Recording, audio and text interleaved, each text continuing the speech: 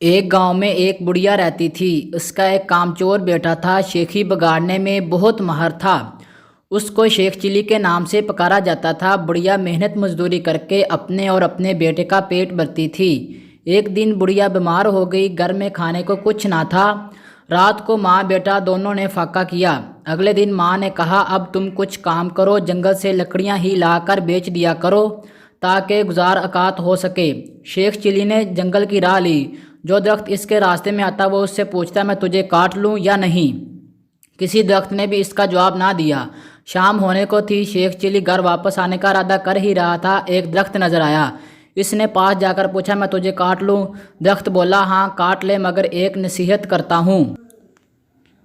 میری لکڑی سے پلنگ بنانا اور بادشاہ کے دربار میں لے جانا۔ اگر بادشاہ اس کی قیمت پوچھے تو کہنا کہ پہلے ایک دو راتیں اس پر سوئے، اگر مناسب سمجھے تو خریدے۔ شیخ چلی نے درخت کی ہدایت کے مطابق اس سے لکڑیاں کاٹ کر پلنگ تیار کیا اور بادشاہ کے دربار میں پہنچا۔ بادشاہ نے قیمت پوچھی تو شیخ چلی نے کہا، پہلے آپ اس پر ایک دو رات آرام فرمائیں، اگر اس میں کوئی خوبی پائیں تو انعام کے طور پر جو دل چاہے دے دیں۔ بادشاہ حیران ہوا اور شیخ چلی کے کہنے پر نوکروں کو حکم دیا کہ آج یہی پلنگ میرے کمرے میں بچھایا جائے۔ رات ہوئی تو بادشاہ اسی پلنگ پر سویا تو آدھی رات کو پلنگ کا ایک پایا بولا، آج بادشاہ کی جان خطرے میں ہے۔ دوسرے نے کہا، وہ کیسے؟ تیسرا بولا، بادشاہ کے جوتے میں کالا سانپ تھا۔ چوتھے نے کہا، بادشاہ کو چاہیے کہ صبح جوتے کو اچھی طرح جاڑ کر پہنے۔ بادشاہ نے ایسا ہی کیا۔ واقعہ، بادشاہ کے جوتے میں ایک سانپ بیٹھا ہوا تھا۔ دوسری رات جب بادشاہ سویا تو پھر پایوں نے باتیں شروع کی۔ ایک بولا کہ تم پلنگ کو سنبھالے رکھو، میں کچھ خبریں جمع کر لوں۔ تینوں پایوں نے پلنگ کو تھامے رکھا۔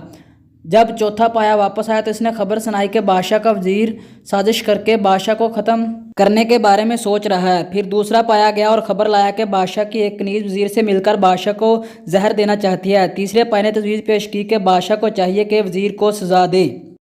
چوتھا پایا گیا اور یہ خبر لایا کہ بادشاہ کو جو دودھ صبح پینے کو دیا جائے گا اس میں زہر ہوگا۔ بادشاہ یہ سب کچھ سن رہا تھا۔ صبح اٹھ کر جب اس نے دودھ دیا گیا تو اس نے پیا نہ بلکہ ایک بلی کو پلا دیا۔ بلی اسے پیتے ہی مر گئی۔ کنیز نے بادشاہ نے تحقیقات کی تو معلوم ہوا کہ زہر اس کے وزیر نے ایک کنیز کے ذریعے دودھ میں ملوایا تھا۔ بادشاہ نے وزیر کو وزارت سے برخاست کر کے جیل بھجوا دیا اور اپنی کنیز کو محل سے نکال دیا۔ بادشاہ نے شیخ چلی کو بہت انعام دیا۔ دربار میں اس کی عزت ہونے لگی۔ شیخ چلی مالدار ہو گیا اور اپنی ماں کے ساتھ بڑے آرام و سکون سے زندگی گزارنے لگا۔